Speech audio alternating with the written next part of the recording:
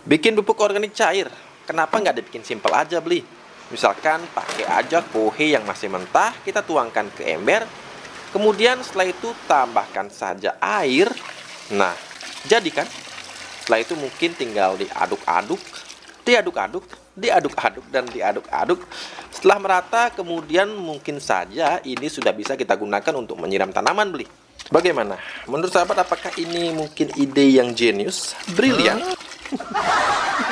Nah, bila sahabat menggunakan ini, sebenarnya bisa saja. Akan tapi jangan salahkan beli kalau besok atau 2 hari lagi tanaman akan tiba-tiba mendadak layu atau mulai menguning.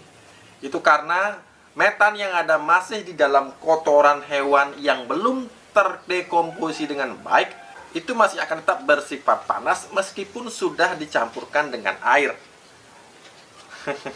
Jadi hati-hati menggunakan metode yang kita hanya menggunakan perkiraan saja, terlebih bila tidak ada pengalaman sebelumnya, seperti kesalahan-kesalahan yang pernah beliau lakukan di masa lalu. Lantas bagaimana cara untuk bisa mendapatkan nutrisi dari kotoran hewan, utamanya sapi, ayam, sapi, kotoran hewan ayam maupun sapi itu tidak masalah, kambing pun tidak masalah, semua bisa kita perlakukan dengan cara yang akan beli kupas di video ini. Sehingga harapannya nanti kita bisa menghasilkan tanaman buah yang berbuah tidak hanya lebat, tapi juga memiliki ukuran yang cukup baik seperti ini sahabat. Ini lebat sekali, luar biasa, padahal dibombardir hujan, dibombardir banjir sahabat, karena di kawasan beli sempat tergenang banjir, tapi buahnya tetap kuat, buahnya tetap lebat, dan ukurannya juga tidak mengecewakan. Tidak ada salahnya bagi sahabat yang memiliki kotoran hewan, kohe yang belum matang untuk mencoba trik ini. Apa dan bagaimana caranya? Simak baik-baik. Ada satu bahan yang akan merubah si panas ini menjadi pupuk cair yang siap digunakan meskipun tanpa harus difermentasi. Berbahan dasar dari kohe yang belum matang, hanya dicampur dengan air, yaitu bahan ini sahabat. Nah, inilah dia, kentang. Lagi-lagi Bali Organik TV sejak tahun 2017 lalu selalu menyertakan kentang dalam setiap pembuatan pupuk padat maupun pupuk organik cair. Caranya seperti apa? Yang pertama, pastikan kentangnya sudah direbus terlebih dahulu sampai benar-benar matang. Fungsinya agar pati karbohidrat yang ada di dalamnya benar dalam keadaan siap untuk dimanfaatkan oleh ribuan mikroorganisme yang ada dalam cairan ini. Karbohidrat kompleks dari kentang luar biasa, bahkan dalam pembuatan pupuk organik cair lainnya selalu beli utamakan dulu menggunakan kentang. Nah, caranya tinggal dibejek saja sahabat, tinggal dibejek. Nah, kalau sudah matang sempurna, maka meremasnya atau di Bali disebut sebagai dibejeknya itu akan sangat mudah sekali. Kemudian setelah dibejek tinggal diaduk, begitu saja sahabat ya.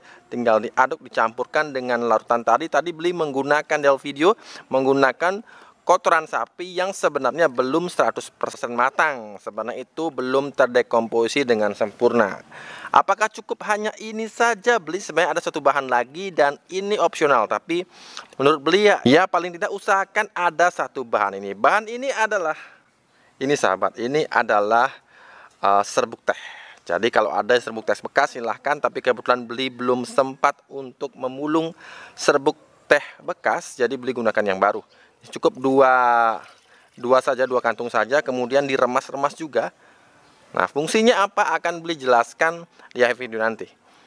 Jadi kentang, 2 butir kentang, kemudian 2 kantung teh celup. Itu saja sudah cukup, dan ini akan beli diamkan selama 1 malam saja. Kita akan lihat seperti apa bentuknya besok.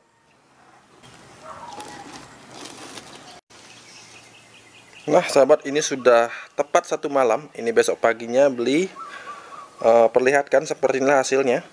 Jadi bila sahabat membuat dengan cara yang sama, maka besok paginya jangan kaget bila yang terjadi adalah permukaan cairannya itu seperti dipenuhi dengan buih. Jadi sayangnya kamera ini tidak bisa zoom lebih dekat lagi, tapi yang jelas coba ambilkan ininya. Sekarang kita akan perlihatkan seperti apa buih yang dihasilkan dari sini.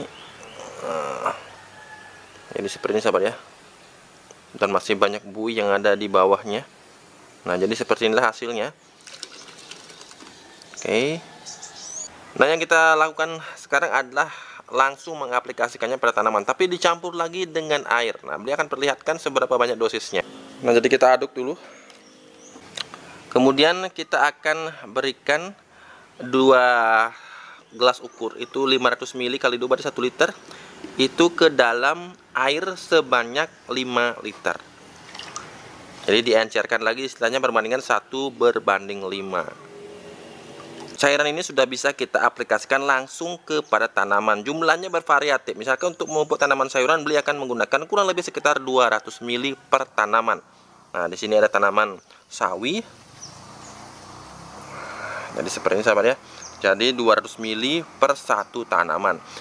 Seberapa sering dipupuk menggunakan pupuk ini? Sahabat bisa menggunakannya seminggu sekali, idealnya emang seminggu sekali, dan paling tidak 10 hari sekali sudah harus diulangi kembali.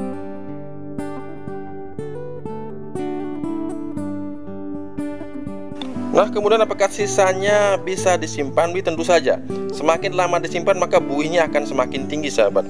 Jangan heran kalau buihnya nanti bisa hampir memenuhi sisa ember yang kita gunakan sebagai wadah. Tapi tidak masalah.